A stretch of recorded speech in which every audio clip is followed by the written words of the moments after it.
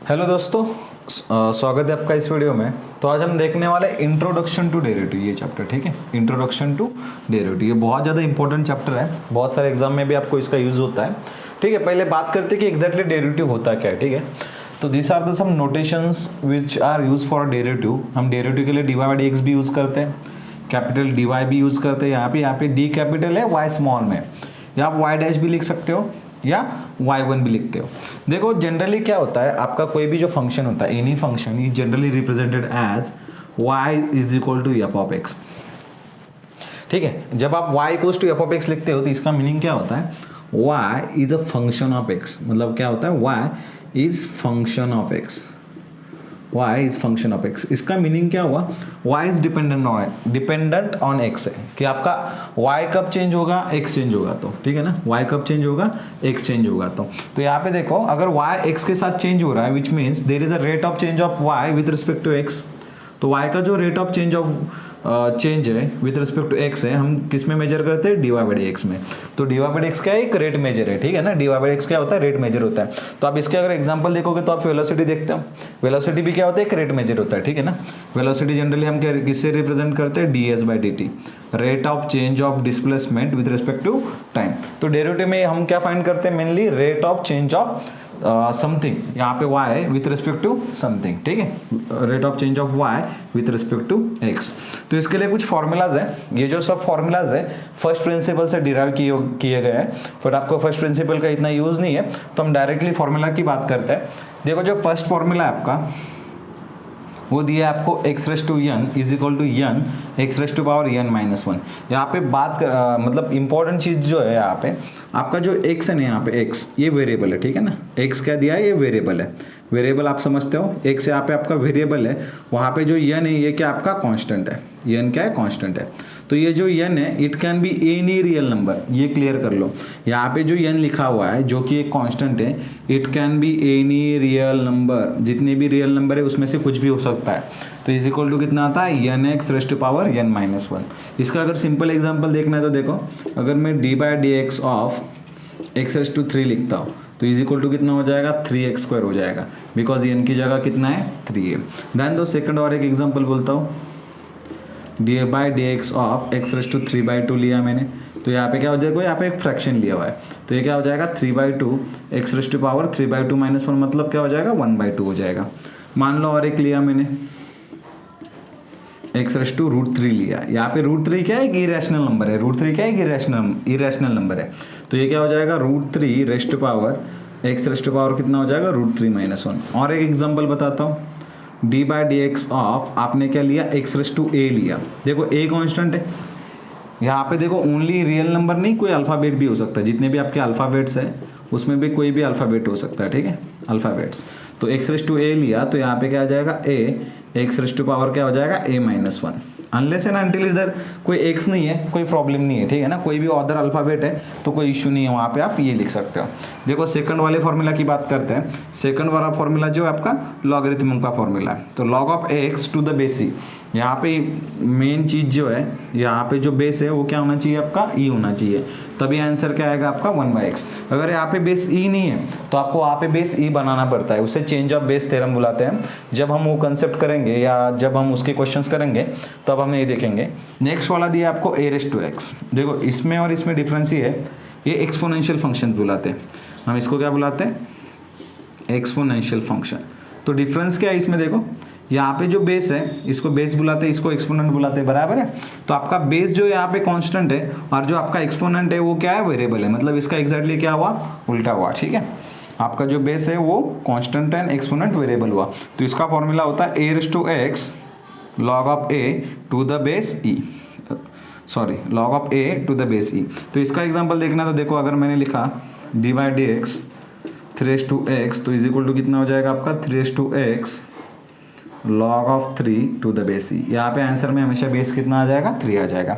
देखो नेक्स्ट इसी का एक एप्लीकेशन है, एक ही जगह बस मैंने e लिख दिया तो अपने आप फॉर्मूला क्या हो जाएगा, e raise to X log of e to the base e हो जाएगा। But log of e to the base e क्या होता है, 1 होता है, उसकी वजह से हम क्या लिख रहे हैं, बस यहाँ पे e रेस टू एक्स, ठीक है। अगले फॉर्मूला की तरफ चलते हैं। अभी ट्रिग्नोमेट्री के फॉर्मूला स्टार्ट हो गए। देखो ये फिफ्थ वाला जो फॉर्मूला है आपका, इसमें दिया है आपको sin x दिया हुआ है, ठीक है। साइन एक्स का जो डेरिवेटिव होता है डायरेक्टली आपको कॉस एक्स याद रखना है, वही आपका जो कॉस एक्स होता है उसका होता है माइनस साइन एक्स। आपका जो tan x फंक्शन है उसका जो डेरिवेटिव होता है वो डायरेक्टली sec स्क्वायर x होता है, ठीक है ना, इसमें कंफ्यूज नहीं होना है, tan x का sec स्क्वायर x ही होता है एंड cot x का जो होता है माइनस cos स्क्वायर x होता है। आगे इंटीग्रेशन में भी बहुत ज़्यादा हेल्पफुल होने वाला है ये, तो इस पर ध्यान रखिए, ठीक है। tan x का होता है sec स्क्वायर x, वही cot x का क्या होता है माइनस cos स्क्वायर x। आगे आता है आपका sec x का क्या आता है sec x into tan x, वही आपका जो कोसेक एक्स है इट इज इक्वल टू क्या आता है minus cosec X into cot X, ठीक है। अगले फॉर्मूला की तरफ चलते हैं, ठीक है। आपका जो अगला वाला फॉर्मूला है वो है D by D x of U plus minus V, ठीक है ना। यहाँ पे प्लस माइनस वी का मतलब क्या हो रहा है, यहाँ पे u एक फंक्शन है and v is another function, दो फंक्शन का एडिशन है। जैसे देखो एग्जांपल में ये सेकंड वाला एग्जांपल लिखा है यहाँ पे, वो इसके जैसा ही है, तो हम क्या कर सकते हैं कि दोनों का जो डेरिवेटिव अलग अलग ले सकते हैं, ठीक है ना।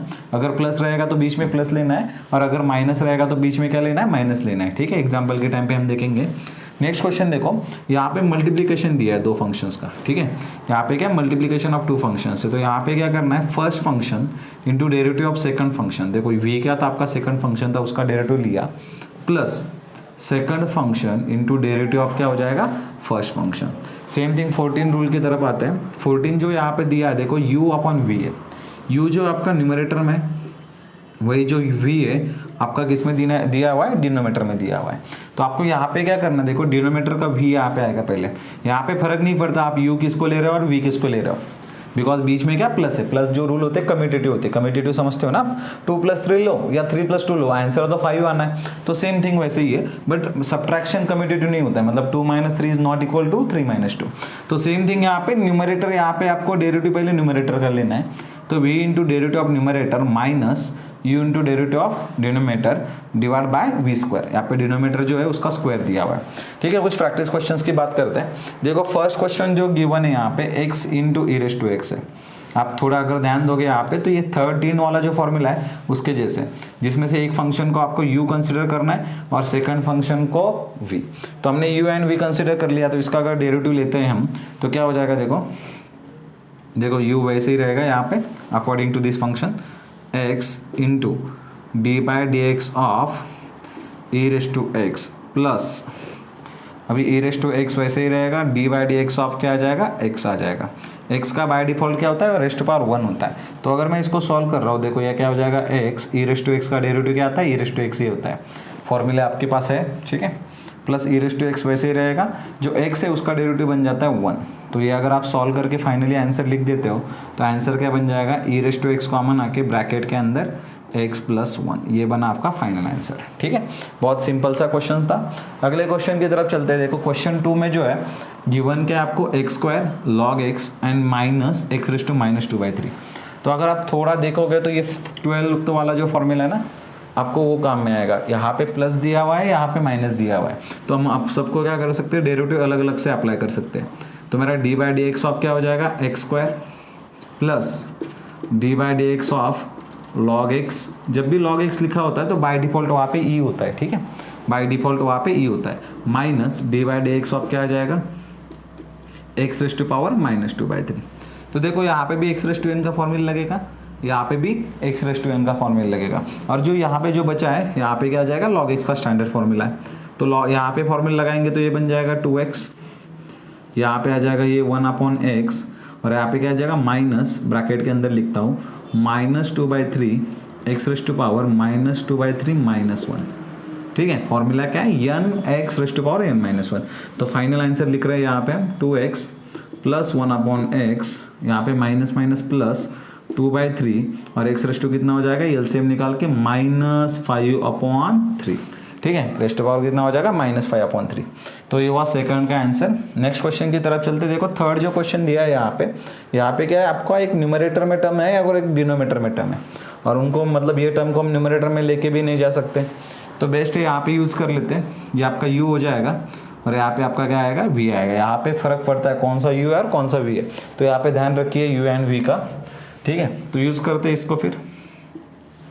तो अकॉर्डिंग टू दिस फॉर्मूला ये हो जाएगा आपका log of x to the base e into क्या आ जाएगा d by D x of x² minus आगे क्या हो रहा है x² वैसे ही d by D x of log x to the base e, ठीक है। वैसे बेस ई लिखने की जरूरत नहीं है, बाय डिफॉल्ट होता ही है वो। डिवाइड बाय क्या आ जाएगा, log of x to the base e का ब्रैकेट स्क्वायर हुआ। यहाँ तक क्लियर है। आगे सॉल्व करते देखो, ये log of x to the base e वैसे ही रहेगा, इंटू क्या आ जाएगा, इसका डेरिवेटिव 2x हो जाएगा, माइनस एक्स स्क्वायर वैसे ही रहेगा, और इसका डेरिवेटिव क्या हो जाएगा 1/x, डिवाइड बाय क्या हो रहा है आपका log of x to the base e का स्क्वायर। चाहिए तो आप आगे सिंप्लीफाई कर सकते हो, यहाँ पे एक स्क्वायर क्या हो जाएगा, कैंसिल हो जाएगा, स्क्वायर के साथ एक x कैंसिल हुआ। आगे आंसर क्या आ रहा है आपका, देखो यहाँ पे 2x into log of x to the base e minus x और whole divide by log of x to the base e का स्क्वायर। ठीक है, नेक्स्ट टॉपिक की तरफ चलते हैं। तो अगला टॉपिक है आपका डेरिवेटिव ऑफ कंपोजिट फंक्शन। ठीक है, डेरिवेटिव ऑफ कंपोजिट फंक्शन।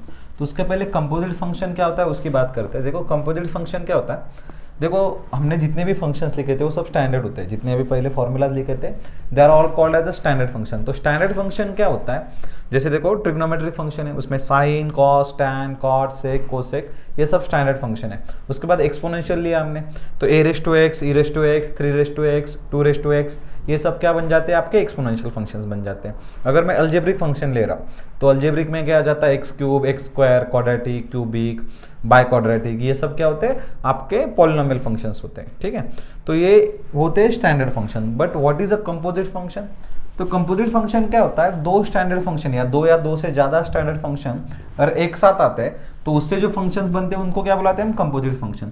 जैसे देखो यहाँ पे बात करते हैं, देखो एक फंक्शन दिया आपको एफ ऑफ एक्स और एक दूसरा फंक्शन दिया आपको जी ऑफ एक्स दिया हुआ है। ठीक है, एक फंक्शन आपको एफ ऑफ एक्स गिवन है और दूसरा जो आपको जी ऑफ एक्स गिवन है। अगर मैं दोनों को साथ में लेता हूँ, जैसे देखो F of G of X ले रहा हूँ मैं, ठीक है, F of G of X, मतलब जहाँ पे एक्स है उसकी जगह इनपुट क्या दे रहा हूँ मैं, जी ऑफ एक्स। अगर मैं यहाँ पे जी ऑफ एक्स इनपुट दे रहा हूँ तो यहाँ पे भी एक्स की जगह क्या हो जाएगा, जी ऑफ एक्स का bracket square. But what is G of X, is sine X, तो यहाँ पे क्या आ जाएगा साइन एक्स का ब्रैकेट स्क्वायर। तो ये जो फंक्शन बना है साइन एक्स का स्क्वायर, दिखने में सिंपल फंक्शन है, बट ये जो बना है ये दो फंक्शन का बना हुआ है, जिसमें से एक फंक्शन एक्स स्क्वायर है, दूसरा फंक्शन क्या है, साइन एक्स है। तो अगर आपको ओनली साइन एक्स दिया होता तो उसका डेरिवेटिव आपको सीधा सीधा क्या आ जाता, आपका कॉस एक्स आ जाता। ठीक है, अगर आपको डेरिवेटिव की बात करनी है, और अगर आपको एक्स स्क्वायर गिवन होता तो उसका डेरिवेटिव आप सीधा सीधा 2x लिख देते एक्स रेज़ टू n के फॉर्मूला से।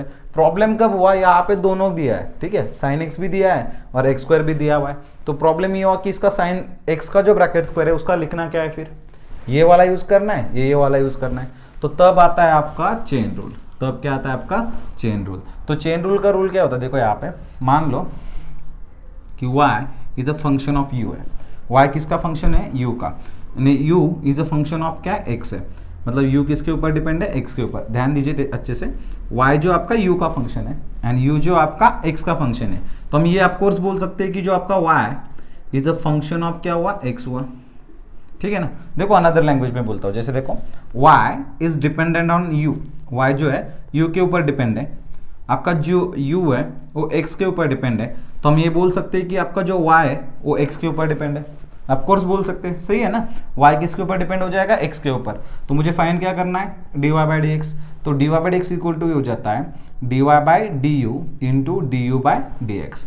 जैसे देखो ये वाला क्वेश्चन अगर आपको करना है तो मैं कैसे करूँगा, देखो आपको फंक्शन दिया है y is equal to sine square X या साइन एक्स का ब्रैकेट स्क्वायर। तो ये एक अंदर का फंक्शन है, ये बाहर का फंक्शन है, ऐसा चूज करना है आपको। ठीक है, अंदर वाला फंक्शन है, बाहर वाला फंक्शन, स्क्वायर उसके बाहर है ना। ठीक है, तो इसमें देखो इसको अगर मैंने u मान लिया, u किसको सब्स्टिट्यूट किया है, u इज इक्वल टू क्या सब्स्टिट्यूट किया मैंने, साइन एक्स। तो आपका ये चेंज कैसे हो जाएगा, y is equal to U square हो जाएगा। ठीक है, and u is equal to क्या हो जाएगा, साइन एक्स। जो यहाँ पे बोला था वही हुआ ना। देखो y किसका फंक्शन हुआ, u का, y is a function of u and u is a function of x हुआ। क्लियर है कि नहीं। देखो y किसका फंक्शन हुआ, u का, एंड आपका जो u है किसका फंक्शन हुआ, x का। तो यहाँ पे ये मिला y is a function of y is equal to U square है, इसके लिए क्या हुआ, y is a function of u and u is a function of x। तो चेन रूल आप अप्लाई करते हैं अभी। According to the chain rule क्या हो जाएगा मेरा, dy by D X is equal to dy by D U into D U by D X. तो dy बाई डी यू निकालते पहले, देखो ये वाला टर्म यहाँ पे ले रहा हूँ मैं। तो मेरा differentiate with respect to U करने के बाद क्या हो जाएगा, dy by D U is equal to कितना आ जाएगा, ट्वाइस ऑफ यू। देखो यू स्क्वायर है, सीधा सीधा 2u हो जाएगा। वही एंड u जो है यहाँ पे इसका अगर विद रिस्पेक्ट टू x ले रहा है dy/dx, तो ये क्या हो जाएगा आपका cos x हो जाएगा, sin x का क्या हो जाएगा cos x। देखो दोनों जो थे आपके यहाँ पे कंपोजिट फंक्शंस थे उनको हमने कैसे लिया, स्टैंडर्ड फॉर्म में बना लिया, ठीक है।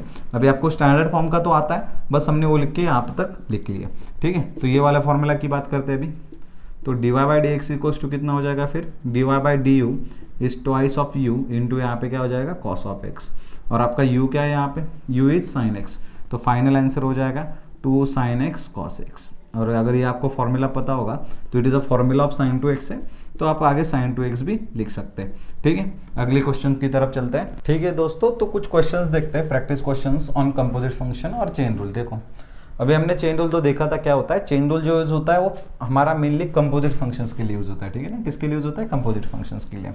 तो देखो मैं आपको एक तरीका बताता हूँ जिससे आप क्वेश्चन फास्ट कर सकते हो। देखो आपको जब भी ये कंपोजिट फंक्शन दिया है और उसका आपको डेरिवेटिव लेना है, तो क्या करना है इस केस में, अगर आप dy/dx ले रहे हो, ठीक है ना, dy/dx ले रहे हो, तो बाहर वाला फंक्शन क्या आपका साइन है और अंदर वाला क्या है tan x है। देखो जहाँ पे x की जगह tan x सब्स्टिट्यूट किया होगा तभी ये साइन tan x बना हुआ, ठीक है। तो इसको x कंसिडर कीजिए, जो tan x है आपको उसका क्या कंसिडर कीजिए, x कंसिडर कीजिए। तो ये क्या हो जाएगा, साइन ऑफ tan x है तो sin x जैसे ट्रीट हो जाएगा। तो sin x का डेरिवेटिव क्या आ जाएगा आपका cos x, और इंटू आगे क्या हो जाएगा d/dx ऑफ tan x हो जाएगा, ठीक है ना। जो x कंसिडर किया था उसका डेरिवेटिव लिख दीजिए आगे, तो ये क्या हो जाएगा cos x into tan x का डेरिवेटिव हो जाएगा sec² x, हो गया सिंपल फिर, ठीक है। बस यहाँ पे x की जगह क्या आपका tan x है, डायरेक्टली x मत लिख दीजिए, यहाँ पे क्या हो tan x है इसलिए, ठीक है ना। तो ये क्या हो जाएगा cos of tan x into क्या हो जाएगा sec² x। सेम थिंग इस क्वेश्चन की तरफ चलते हैं। देखो यहाँ पे क्या हो रहा है, बाहर वाला ये फंक्शन हो रहा है, सेकंड वाला ये वाला है, ठीक है ना, सेकंड वाला ये, ठीक है। तो आपको x⁴ होता, इसको जैसे ट्रीट करना है x जैसे, तो x⁴ अगर 4 होता तो आप क्या कर देते हैं, 4x³ लिख देते। तो सेम वहाँ पे यही करना है, तो ये क्या हो जाएगा 4, x की जगह क्या है बस 3x² + 2x + 1 उसका ब्रैकेट क्यूब है, इंटू d/dx ऑफ क्या हो रहा है 3x² + 2x + 1। तो लिख देते हैं यहाँ पे। देखो ये तो पहला टर्म सेम ही रहेगा, इसमें कुछ चेंज नहीं होगा, तो उसको ऐसे लिख दिया हमने। यहाँ पे क्या हो रहा है आपका डेरिवेटिव अगर लेते तो क्या हो जाएगा 6x, x² का डेरिवेटिव 2x हो जाएगा तो 6x आ जाएगा, प्लस 2x का कितना हो जाएगा 2। This is your final answer. चाहिए तो यहाँ पे 2 से 2 कॉमन निकाल के मल्टीप्लाई भी कर सकते हो।